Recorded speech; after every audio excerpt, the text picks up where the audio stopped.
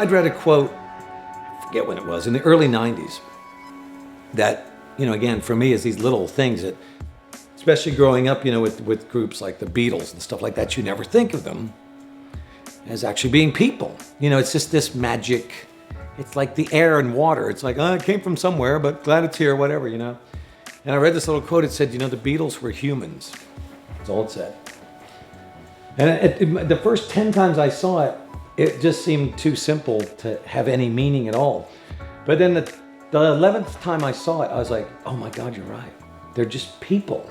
And yet it seems as though it's magic and all that. And I think that's what we want.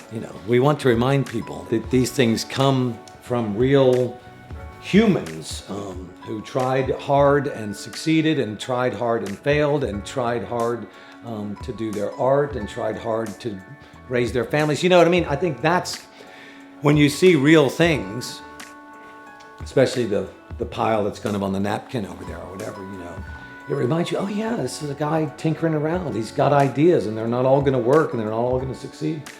And I think sometimes there's a great value in remembering that these are people. A lot of these things could just be forgotten about. They could just have gone into the dust, and someone who's just interested in money or whatever could have, taken some of these ideas and made them more generic or whatever. So it's for the people that are alive right now that it matters too. That's what all legacies are about. It's not just, this guy was cool, you should think about him. It's like, no, these people are cool that keep these ideas alive. They're still associated with these ideas. So for me, it's a lot of things.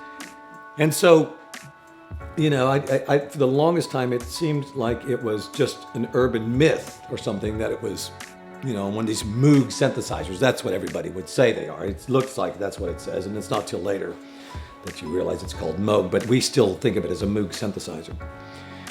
It's just, the longer it's around, the more it seems to gain in being interesting and being endless and being, which I think we would all say is an extension of Bob's mind and his ideas.